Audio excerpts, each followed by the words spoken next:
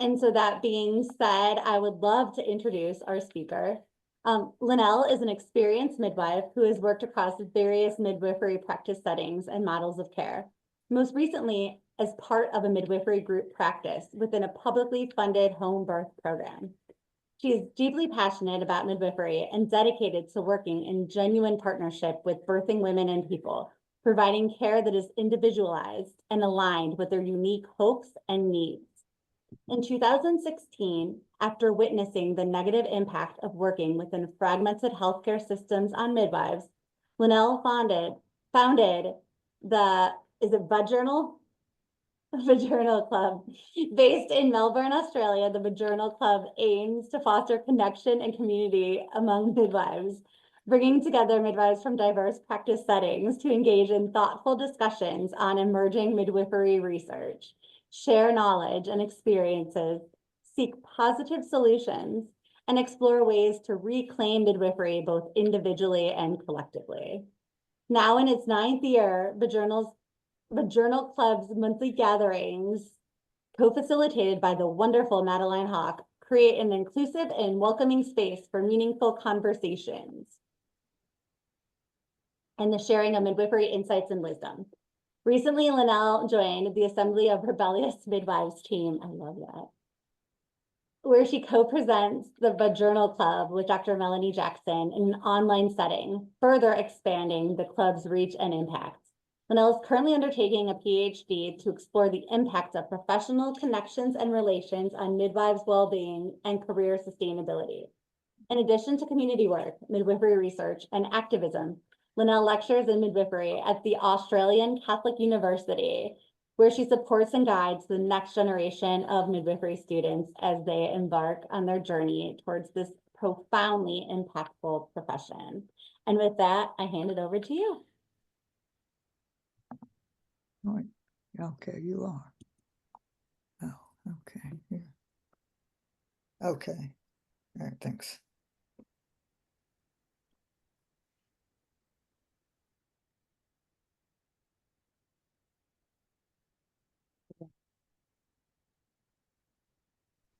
Lynnelle, we're not hearing you for some reason. I can see that you're talking and you were not on mute. Okay. Oh, there Thanks, we go. Liz. You're back. Beautiful. You're back. Okay. Thanks so much. I'm glad we resolved that quickly. Thanks, Caitlin, Liz, Catherine, and to all the VIDM crew for welcoming me today. And it's just such an honor to be here, especially to celebrate with you the International Day of the Midwife. So thank you so much. I'd like to begin. I'm just going to click this slide again and see if I have control.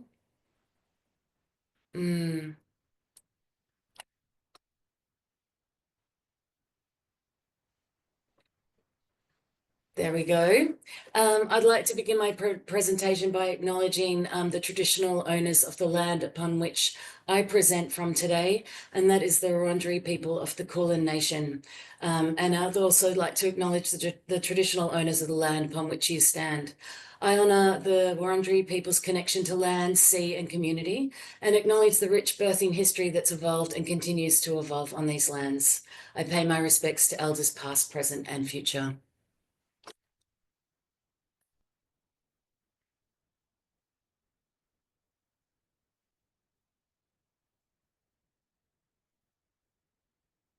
Just the slides are moving. It's just a little bit sticky. There we go, on to the next one. So today I'm going to be speaking about my, my research, and I'll be talking about how I came to the topic. I'll briefly touch on methodology and methods, and I'm very excited to share the preliminary findings from my research and talk about some exciting next steps. So as Caitlin mentioned in my introduction, as a midwife, I've worked across various models of care, including hospital-based core midwifery and continuity of midwifery-led care models, providing both publicly funded hospital and home birth care. I'm based in Melbourne in Australia. You probably hear the accent. I was born in Ireland actually, but raised in Australia. So I'm very grateful to work in a country where publicly accessible midwifery-led care is available. So as Caitlin also mentioned before, working in my continuity model, I worked in a maternity service that was stretched to its limits. And so I saw my colleagues experiencing chronic stress, vicarious trauma and burnout, unable to practice to their midwifery scope and philosophy. I also observed a steady exodus from the profession, and with it, a loss of specialized skills, experience and knowledge. And at the time, I was having trouble myself finding and connecting with other passionate midwives within the hospital setting. And even though I was just a few years into my own midwifery career, I was wondering how I was going to endure in a profession that I cared so deeply about. So I took a leap and I put a call out on social media to see if other midwives were feeling the same. And I received a tsunami of responses from people who expressed their feelings of isolation, disconnection, and dissonance within the system in which they were working. So it was then that I formed the Vajournal Club, which is a midwifery journal club with a dash of something extra. And it's bringing together midwives from all levels of experience, from a diverse range of practice settings. So they might be working in hospital-based midwifery, core midwifery group practice or continuity models, private practice, working in education, in academia, or in private or public settings. And it's now in its 9th year, continuing to meet every 4 weeks, where we discuss a set article that explores contemporary midwifery research and look at ways we can apply that research to enhance our midwifery care. But the Vajournal Club is so much more than this, and it's an inclusive space to share knowledge with each other, to reflect and listen, to talk through strategies to support systemic change, and to support each other to strengthen connections within the profession. The community is growing, and I'm working along some amazing midwives to build and strengthen the communities. We've had some outposts be created in other states in Australia, and hopefully from this discussion today, there'll be further growth around the possibilities of vaginal crops to grow. Seeing the benefit of the connection and relationships that have been formed through Vajournal Club has led me to want to explore the significance of connection and to investigate ways to support midwives to experience enduring and enriching midwifery careers. And so from Vajournal Club, I formed my research question, and the aims of the research is to explore how professional connections and midwifery relationships impact midwives' wellbeing and career sustainability, and to also identify any associated potential protections and benefits of these connections and relationships. The research also seeks to describe the contextual factors that contribute to these relationships and to understand the impacts for midwives across different career stages.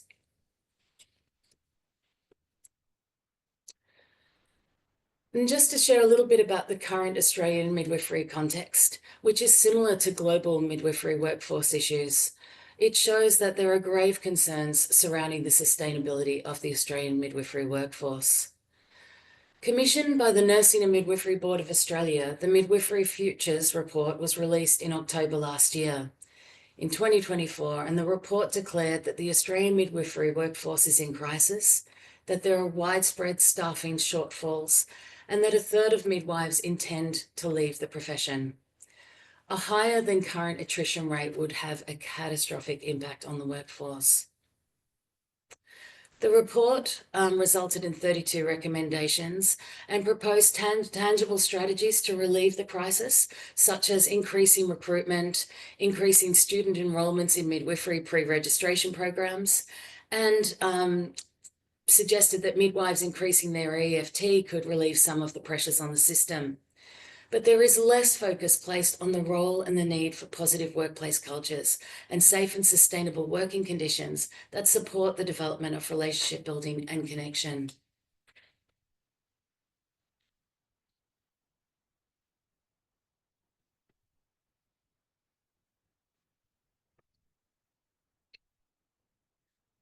So for those of you that are interested and have a research focus, I'll just give a brief step through of the design and methods used to undertake this study.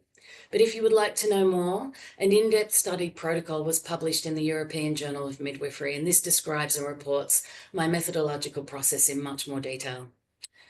Glaserian Grounded Theory was chosen as a study design as it explains the phenomena through the observation and exploration of human interactions, describing from the inception to the generation of a theory the impact of professional connection and midwifery relationships for midwives' wellbeing and career sustainability. When I looked to a lot of other midwifery research that really got to the heart of the midwifery voice and the experience and the nuances of the midwifery profession, it was often grounded theory that was used as the methodology. But also combining the paradigm of natural interpretism and symbolic interactionalism, I found that these three elements combined helped to really center midwifery experiences, their stories and voices, and it led to this being at the heart of the developing theory. I'd also like to speak briefly about the role of reflexive bracketing, as it was necessary for me to acknowledge my insider status as a midwife, to also reflect on my own bias, beliefs, and attitudes, to ensure and examine how these influences could potentially impact my research. So I continue to be committed to adopting practices that preserve and protect the data from undue influence.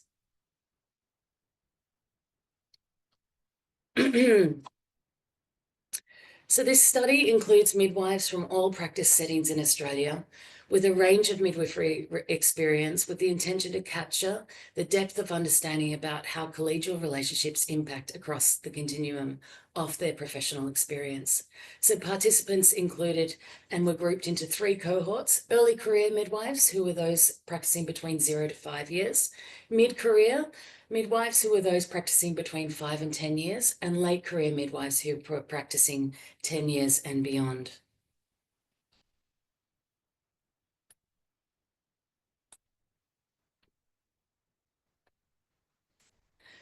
Consistent with grounded theory, semi-structured, in-depth interviews were conducted to gather the qualitative data for the study. So in total, I conducted 32 interviews, which yielded rich and thick data. General topics of discussion centered around the perceived significance of professional relationships and connection in relation to participants' midwifery practice, their psychological well-being, their job satisfaction, and their intention to remain in or leave the profession. The data analysis process involved rigorous constant comparison analysis, and it was constantly developing an iterative process of interpretation, appreciation, and understanding. Over this time, I became deeply in tune with the data, developing theoretical sensitivity, which I feel has enabled me to recognize the pertinent data and support an emergent theory. This graph provides a visual representation of those who participated in the study, and this was captured at the time of the interview. So as you can see here, there was representation from early career, mid-career and late career midwives, that the age range was between 22 and 60 years, that 30 of the participants identified as female and 2 as gender diverse, and that we had representation, although most were from Victoria, the state of Victoria in Australia, we did have representation from all states and territories, with the exception of Tasmania. And we had also solid representation from all practice settings. So since commencing this research, I've had some wonderful opportunities to discuss the topic and share emerging themes and the preliminary findings. I've had 2 publications to date from my PhD, and these have been widely accessed. And why I mention this is because I think it represents that this topic resonates with midwives and that we feel that it's deserving of recognition and value and validation. The topic resonates deeply, and there is widespread support for increased understanding of this topic.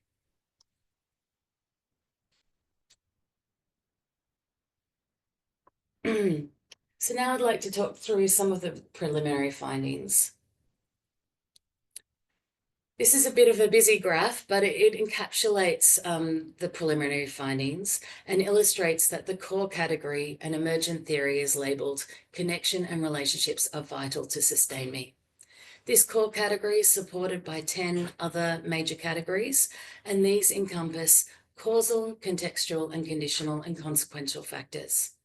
So some of these in the next slides, I'm going to unpack more in a more detailed way, but some of them I just wanted to touch on just briefly. So for instance, under the causal factors here with leadership can make or break, leadership can make or break is supported by 3 subcategories. I don't feel safe, I'm not supported to grow, and too much too soon. So in this category, participants spoke of the protective nature of positive leadership, whilst also describing the deleterious impacts of poor leadership on their psychological, physical, and clinical safety. Poor leadership stifled career progression and was a barrier to accessing more sustainable models of practice. Too much too soon represented the experience of midwives who were entering leadership roles and positions of great responsibility with little or no training, often in their early career and often as a result of workforce deficits. Under contextual factors and identity and belonging, just to briefly mention about this category, this provided professional context around the significance and unifying nature of participants' midwifery identity. And whilst this strong identity is in many ways protective, participants also described how it can be problematic, leading to some participants extending beyond their means due to this vocational sense of duty. Participants described their deep bonds with their midwifery colleagues as transcending traditional professional relationships and norms, often referring to these relationships with familial terminologies such as my village, my sisterhood, and my family. The conditional factors I'll talk more about in the coming slides. Under the consequential factors, here we saw the consequences in the absence of or presence of positive professional relationships and connections. Category 8, titled I Can't Keep Doing This, and Category 9, It Takes a Toll, highlight the consequences and vulnerabilities that form in the absence of connection and positive professional relationships. And I'll talk more about the final category, strong relationships and strong midwives, shortly. Within the next slides, as I go deeper into some of these findings, I have selected a series of quotes from each of the cohorts that I feel like illustrate some of the commonalities, but also the contrast from each of these career stages.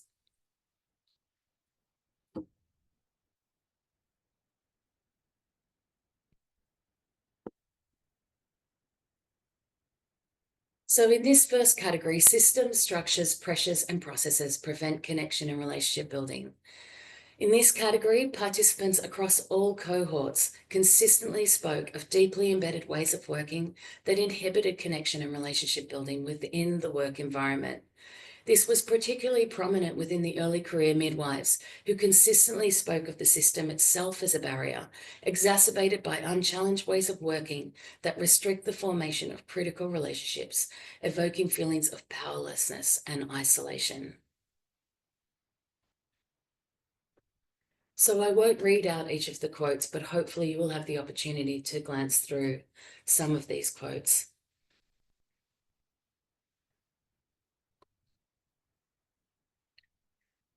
This next category is entitled Toxic Tribalism and Intraprofessional Othering. Participants, once again across all cohorts, spoke frequently of the siloed nature of work teams, which they reported as contributing to a divisive workplace culture with poor understanding, appreciation, and respect for each other's roles. A pervasive us and them culture was reported not only between obstetricians and midwives, but also intraprofessionally, leading to othering among midwives. Although medical versus midwifery dissonance is represented in the findings, toxic tribalism is a concept that persistently featured in the data, with participants describing dysfunctional team relationships between hospital-based and continuity of care midwifery groups, midwifery group practice, between privately practicing midwives or community-based midwives, and hospital-based midwives, between those working in the postnatal environment and birth suite environments, or antenatal or home visiting midwifery environments. Overall, this dysfunction was expressed through feelings of or behaviors of exclusion, bullying, the presence of cliques and othering behaviors, and this was noted to impede delivery and experiences of care. And I'll just point to this quote from participant 15 here, who said, "It's only when we're not together that we start to think about each other differently. There's too much separation within midwifery, and this means we lose power."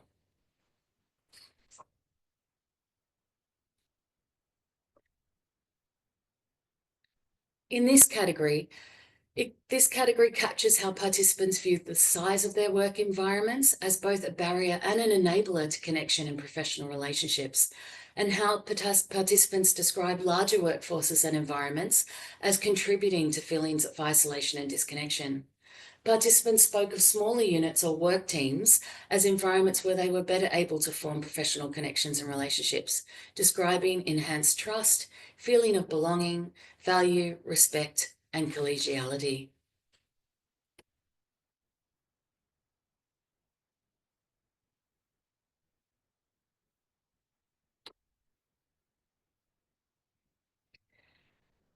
In this category, participants described the importance of debriefing. However, with whom the debrief occurred was of vital importance. I would say here that in Australia, it's not very common for there to be formal debrief mechanisms within the practice context. We understand the importance of structures such as clinical supervision, but in Australia, there are only a few services or states that are offering it routinely within the practice setting. So in Australia, participants spoke of the absence of formal support mechanisms and the inadequacies of existing services, such as the Employee Assistance Program. The Employee Assistance Program in Australia is an outsourced service that offers an employee approximately 3 counselling sessions. So it was common for midwives to have to seek out safe and appropriate support at their own volition and expense. They described experiences of professional support as unsatisfactory, lacking in understanding of the professional context, tokenistic, and often unsafe. So a clear thread throughout all cohorts was that only midwives understand midwives, and there was a strong desire for more coordinated, accessible, and appropriate systems and supports.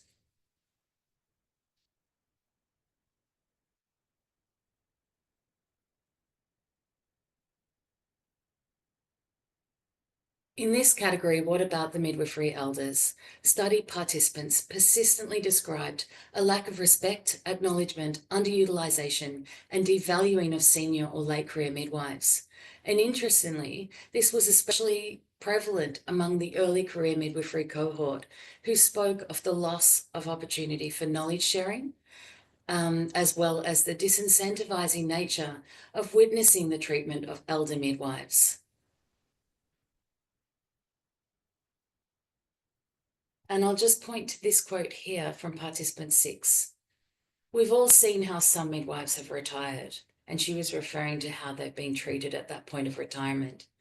"Midwifery is my passion, but it certainly doesn't incentivize being a workhorse for 40 years when they'll be like, we're done with you."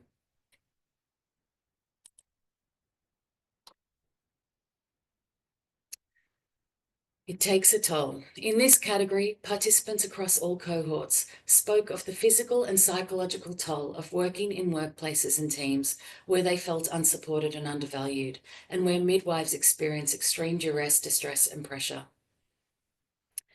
In this quote from an early career midwife, demonstrates how midwives are being pushed to their absolute brink.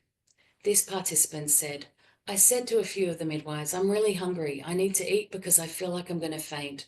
And they're like, no, keep going, keep going." And I did. I kept going till I fainted, and I had a bit of a panic attack. And then, of course, the midwives I was working with were really supportive. So interestingly, the late career midwifery cohort were less represented in this category, pointing to the protective nature of connections and strong relationships.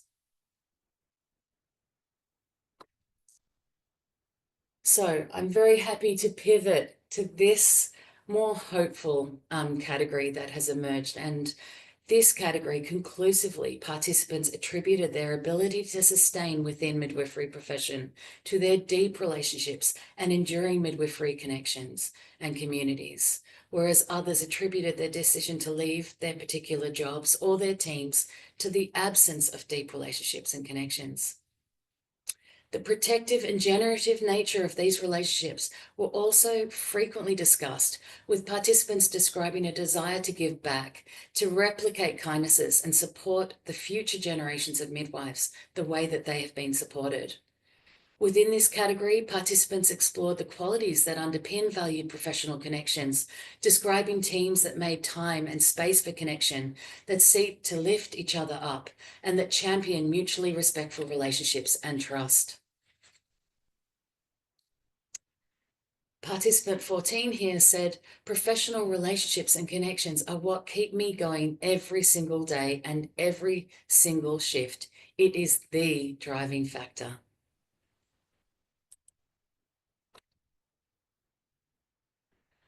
Whilst all categories produced rich data, this category was the most representative of all participants associating their robust midwifery networks as galvanizing, as a glue that holds workplaces together, integral to both clinical and psychological safety. Additionally, within the late career midwifery cohort, participants attributed their expansive midwifery careers to their midwifery community, fueling their commitment to advocating for the protection, preservation, and strengthening of the midwifery profession. So in summary, the findings of my research are as follows. Connection and relationships are vital to sustain midwives. Professional relationships and connections are highly protective. The absence of connection has professional, personal, and clinical implications. Midwives hold the solutions, and just on this point, despite the many challenges that participants were experiencing at the time they were interviewed, there was consistent emphasis on solution seeking. Employers and systems play a critical role. They play a critical role in disrupting and challenging deeply embedded expectations of resilience that is placed upon midwives. And finally, stronger relationships equal stronger midwifery workforces. Relationships and connections are vital to the sustainability of the midwifery workforce and to the psychological and physical well-being of midwives. These findings highlight the importance, value, and protective nature of professional connections for midwives, as well as the vulnerabilities that form in their absence. And this year's VIDM theme, Midwives Making Connections, is at the very heart of that.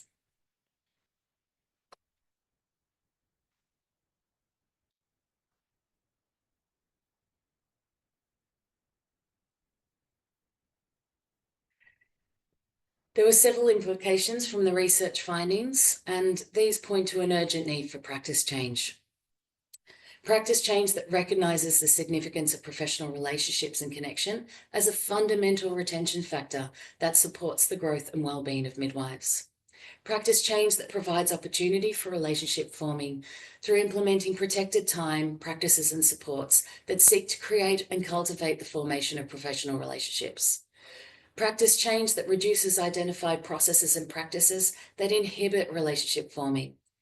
Practice change that it tailors leadership training to support and build effective and responsive midwifery leadership, that invests in the development and cultivation of workplace cultures that promote role understanding and mutual respect, dismantling toxic tribalism and siloed ways of working, and developing interconnected and cohesive teams. Practice change that values and draws upon the wisdom and expertise of late career midwives, and that provides accessible and appropriate support services that truly meets the nuanced needs of midwives. So for me, the next steps in this research is for the final analysis and working towards the generation of the final theory. My research continues, so I'd love to hear your insights. If you would like to get in touch, the details will be shared at the end of this presentation, and we're nearly there. I continue to share findings through publications and presentations. I'm recently speaking at the Victorian State Conference of the Australian College of Midwives, and I'm very excited to be presenting at the upcoming Convergence of Rebellious Midwives in August in Sydney, Australia, alongside some of my absolute midwifery heroes and mentors. And in September, I'll present at the National ACM Conference in Darwin. I'll also continue to support the growing community of midwives through Vaginal Club and through my work as a lecturer and midwife. To conclude, I'd just like to once again say thank you so much to the VIDM committee and community for the opportunity to present today. I'm profoundly grateful to my PhD supervisory team, Professor Sarah Bays, Professor Kim Foster, and Amanda Singleton, for being experts in the field of midwifery, resilience theory, and grounded theory, but also for their generosity, their insight, guidance, and encouragement. To the midwives who have contributed their voices and insights and experiences to this study, I'm so deeply grateful for their trust and for their participation. To my own midwifery community who share so much and continue to inspire and motivate me, and to the students I work with and to the colleagues I have here at ACU, thank you so much. And to my beautiful family and friends for their unwavering support, patience and love. And finally, thank you to all of you who are present today. I so appreciate your ears and your midwifery wisdom also. Just finally, I'd love to connect. So if these findings have resonated with you, if you have any questions or comments that you'd like to share, or if you're interested in starting a Vaginal Club in your community, please contact me via this QR code. And yeah, let's connect. I would love that. Thank you so much.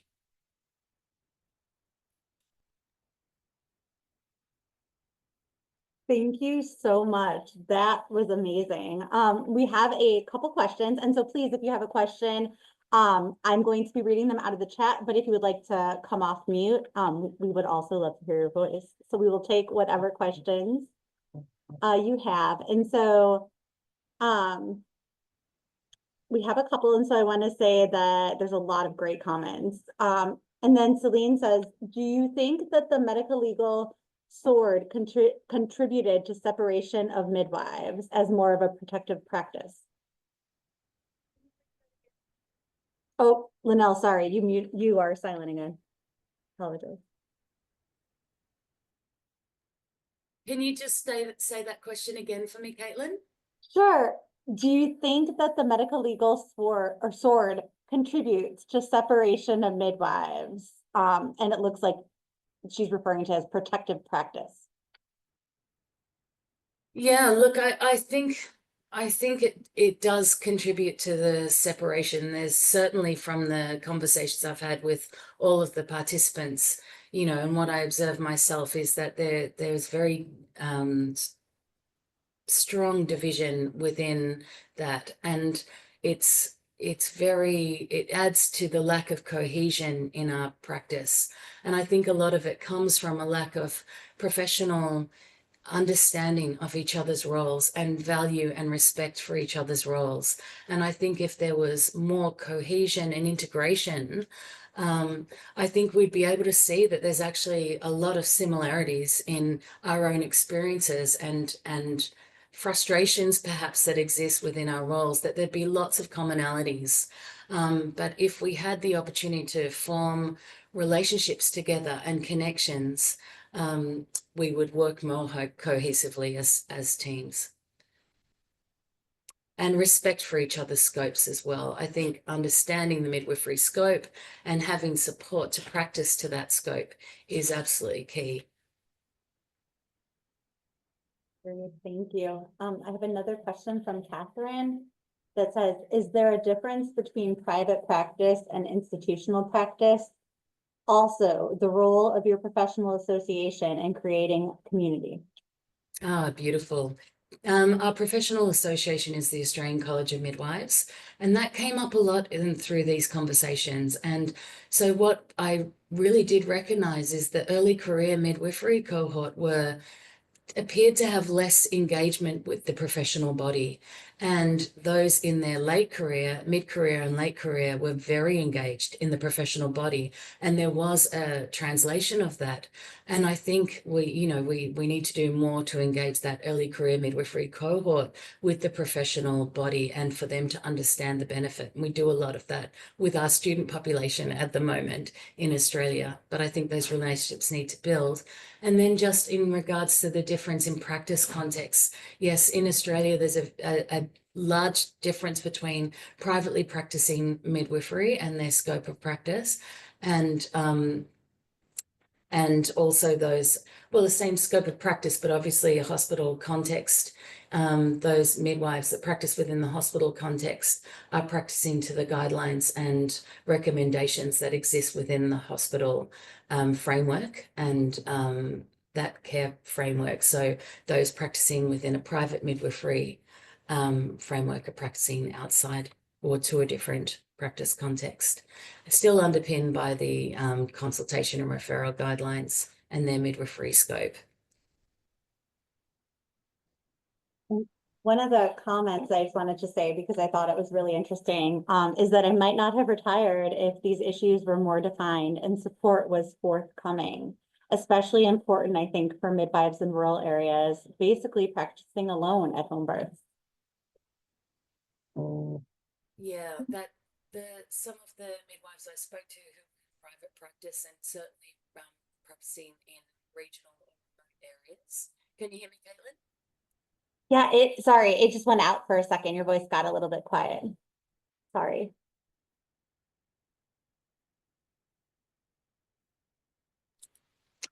Certainly some of the midwives I spoke to who were practicing privately, providing home birth services in remote or regional areas did feel greater sense of isolation and did feel that there was a lot of difficulty if they were involved in transfers to hospital environments, that there was a disconnect, and certainly that relationships disconnect with hospital-based midwives was not only cause them psychological concerns and distress, but also the clinical safety of that proposed or posed was a massive issue. And so I think that regardless of in what context the midwives were practicing, if those relationships are not functional within the different domains of midwifery practice,